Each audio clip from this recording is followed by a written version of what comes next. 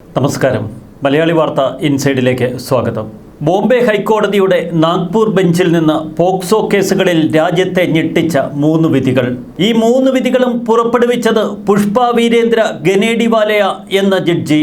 ഈ വിധികളിലൂടെ വിവാദങ്ങൾ ആളിക്കത്തി വാർത്തകളിൽ ഇടം പിടിക്കുമ്പോൾ രാജ്യം തിരിയുന്നത് ജസ്റ്റിസ് പുഷ്പ വീരേന്ദ്ര ഗനേഡിവാല എന്ന ഇവർ ആരാണ്? അഡീഷണൽ ജഡ്ജിയായി ബോംബെ ഹൈക്കോടതിയിൽ നിയമിതയായ ഇവരെ മുഴുവൻ സമയ ജഡ്ജിയാക്കാനുള്ള ശുപാർശ തള്ളിക്കളയണമെന്ന് സുപ്രീം കോടതി ഇപ്പോൾ കേന്ദ്ര സർക്കാരിനോട് ആവശ്യപ്പെട്ടിരിക്കുന്നു. ജഡ്ജി നിയമനത്തിന് കേന്ദ്ര സർക്കാരിന് നൽകിയ ശുപാർശ പിന്നീട് സുപ്രീം കോടതി പിൻവലിക്കുന്നതും ഇതാദ്യം തന്നെ. എന്നാൽ ആദ്യം പറഞ്ഞ ആ പോക്സോ വിധി വൻ വിവാദമായപ്പോഴും ജസ്റ്റിസ് പുഷ്പ എന്തുകൊണ്ടാണ് പിന്നെ രണ്ടാമതൊരു വിധി പുറപ്പെടുവിച്ചത്? ആ വിധി രാജ്യമാകെ ആളിക്കത്തിയിട്ടും മൂന്നാമത്തെ വിവാദമായ പോക്സോ വിധിയും നടത്തി പുഷ്പ.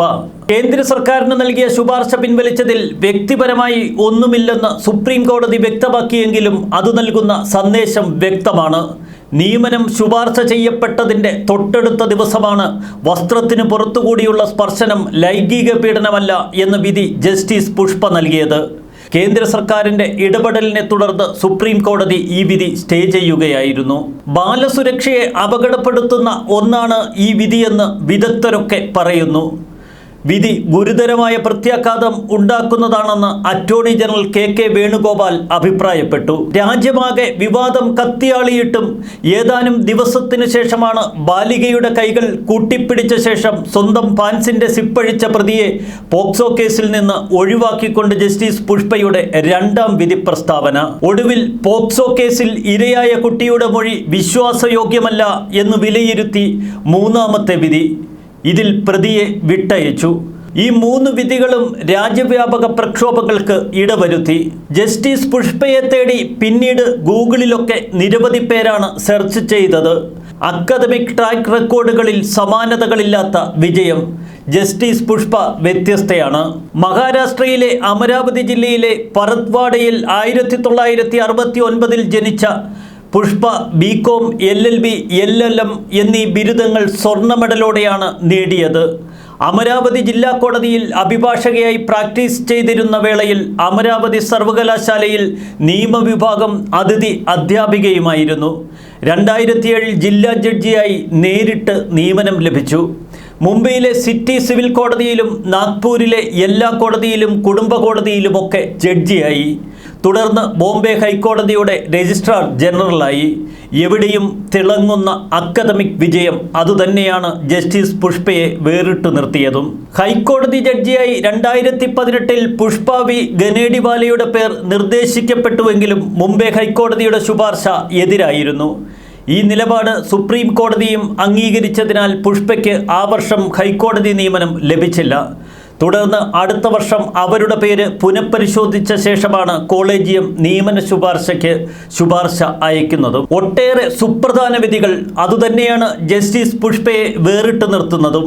പരോൾ തടവുകാരുടെ മിതമായ അവകാശമാണ് എന്ന് വിധിച്ച ഫുൾ ബെഞ്ചിൽ അവർ അംഗമായിരുന്നു. കോവിഡ് ബാധിച്ച ഗർഭിണിക്ക് ചികിത്സ ഉറപ്പാക്കണമെന്നും വൈറസ് ബാധ അയിത്തം പോലെ കണക്കാക്കേണ്ട ഒന്നല്ല എന്നുമുള്ള ആ വിധി രാജ്യമാകെ ശ്രദ്ധിക്കപ്പെട്ടു. കോവിഡിൽ തന്നെ ജുഡീഷ്യറി നടത്തിയ ഒരു ശ്രദ്ധേയ നിരീക്ഷണമായി ഈ വിധി പ്രസ്താവത്തെ ഇന്ത്യ കണ്ടു.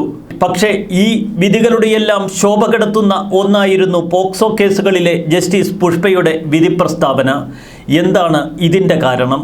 പെൺകുട്ടിയെ കയറിപ്പിടിച്ചാലും വസ്ത്രമഴിച്ചില്ലെങ്കിൽ പോക്സോ ചുമത്താൻ കഴിയില്ല എന്ന ജസ്റ്റിസ് പുഷ്പയുടെ നിരീക്ഷണത്തിൻ്റെ പിന്നിലെന്ത്? 12 വയസ്സുകാരിയെ 39കാരൻ പീഡിപ്പിച്ച കേസിലായിരുന്നു പുഷ്പ ഗനേഡിവാലയുടെ ഈ വിവാദ നിരീക്ഷണം. ശരീരത്ത് നേരിട്ട് തൊടാതെ വസ്ത്രത്തിന് മുകളിലൂടെ മാറിടത്തിൽ പിടിച്ചാൽ പീഡനമല്ല എന്നാണ് ജസ്റ്റിസ് പുഷ്പയുടെ കണ്ടെത്തൽ. പോക്സോ കേസിൽ ഇത് വേറിട്ട ഒരു വിധി പ്രസ്താവമായി. സെക്ഷൻസ് കോടതി 3 വർഷം തടവിന് ശിക്ഷിച്ച പ്രതിയുടെ ശിക്ഷാ കാലാവധി 1 വർഷമായി കുറയ്ക്കാനും മടിച്ചില്ല ജസ്റ്റിസ് പുഷ്പ. പിന്നീട് ആ പോക്സോ കേസിലെ രണ്ടാമത്തെ വിധി പ്രസ്താവനയിൽ ജസ്റ്റിസ് പുഷ്പ പറഞ്ഞത് ഇങ്ങനെയായിരുന്നു: 5 വയസ്സുള്ള കുട്ടിയെ 50 വയസ്സുള്ള ഒരാൾ കയ്യിൽ പിടിച്ച് പാൻസിൻ്റെ സിബ് തുറന്നതും അത് പോക്സോ കേസിൻ്റെ പരിധിയിൽ വരില്ല. ലൈംഗിക പീഡന ലക്ഷ്യത്തോടെയല്ല പ്രതി പെൺകുട്ടിയുടെ വീട്ടിൽ എത്തിയത്. ഇക്കാര്യത്തിൽ തെളിവുകളൊന്നുമില്ലെന്നും ശാരീരിക ബന്ധം ലൈംഗിക ഉദ്ദേശത്തോടെയാണ് എന്ന് തെളിയിക്കാനായില്ലെന്നും ജസ്റ്റിസ് പുഷ്പ വിലയിരുത്തുകയായിരുന്നു. പുഷ്പയുടെ നിരീക്ഷണം ഇങ്ങനെയാണ്. 2013 ബലാത്സംഗം നടന്ന ഒരു കേസിൽ ഒരാൾക്ക് തനിയെ ഇരയുടെ വായ പൊത്തിപ്പിടിക്കാനും വസ്ത്രം അഴിച്ചുമാറ്റി ബലാത്സംഗം ചെയ്യാനും ആകില്ല എന്ന് ജസ്റ്റിസ് പുഷ്പ ഗനേഡിവാല പറഞ്ഞത്. ബലാത്സംഗത്തിന് ഇരയാകുമ്പോൾ 15 വയസ്സ് മാത്രമായിരുന്നു പ്രായം എന്നു കാട്ടി മാതാവാണ് ഒരു കേസ് ഫയൽ ചെയ്തത്. എന്നാൽ പ്രായം 18-ന് താഴെയായിരുന്നെന്ന് തെളിയിക്കാൻ അന്ന് പ്രോസിക്യൂഷനും കഴിഞ്ഞില്ല. അയൽവാസിയായിരുന്ന പ്രതി സംഭവ ദിവസം രാത്രിയിൽ മദ്യപിച്ച് വീട്ടിൽ അതിക്രമിച്ച് കടന്നു ബലാത്സംഗം ചെയ്തെന്നും അമ്മയടക്കമുള്ളവർ സംഭവം നടക്കുമ്പോൾ സ്ഥലത്ത് ഇല്ലായിരുന്നുവെന്നും നിലവിളിക്കാൻ ശ്രമിച്ചപ്പോൾ വായ പൊത്തിപ്പിടിക്കുകയും വസ്ത്രങ്ങൾ വലിച്ചുമാറ്റി പീഡിപ്പിക്കുകയായിരുന്നുവെന്നും പെൺകുട്ടിയുടെ മൊഴി. പെൺകുട്ടിക്ക് പ്രായപൂർത്തി ആയിരുന്നുവെന്നും ഉഭയസമ്മതപ്രകാരമാണ് ഇത്തരമൊരു ലൈംഗികത നടന്നത് എന്നും പ്രതിഭാഗം വാദിച്ചു. തുടർന്നാണ് വിവാദ നിരീക്ഷണം നടത്തിയത് ജസ്റ്റിസ് പുഷ്പ. വിചാരണ കോടതി പ്രതിക്ക് വിധിച്ച 10 വർഷത്തെ തടവ് ശിക്ഷ ജസ്റ്റിസ് പുഷ്പ ഗനേഡിവാല റദ്ദാക്കുകയും ചെയ്തു. പഠന മേഖലകളിൽ അസാധാരണ ട്രാക്ക് റെക്കോർഡ് എന്നും കരിയറിലും സ്വന്തം തൊഴിലിലുമൊക്കെ മഹത്വം കണ്ടിരുന്ന ജസ്റ്റിസ് പുഷ്പയ്ക്ക് ഇതെന്തു പറ്റി? രാജ്യത്തെ ജഡ്ജികളൊക്കെ ചോദിക്കുന്ന, ജസ്റ്റിസുമാരൊക്കെ സ്വയം ചോദിക്കുന്ന ഒരു ചോദ്യമായി ഇത് മാറിയിരിക്കുന്നു. സ്ഥിര നിയമനത്തിനുള്ള തൻ്റെ ശുപാർശ പിൻവലിക്കപ്പെടും എന്നറിഞ്ഞിട്ടും എന്തുകൊണ്ടാണ് ജസ്റ്റിസ് പുഷ്പ ഇത്തരം വിധി പ്രസ്താവങ്ങൾ പിന്നീടും നടത്തിയത്? എന്തായാലും ഇക്കാര്യത്തിൽ കൂടുതൽ വിശദീകരണങ്ങൾ ഇനി സുപ്രീം കോടതിയിൽ നിന്നുണ്ടാകും എന്ന് രാജ്യം പ്രതീക്ഷിക്കുന്നു. ന്യൂസ് ഡെസ്ക് മലയാളി വാർത്ത ഇൻസൈഡ്.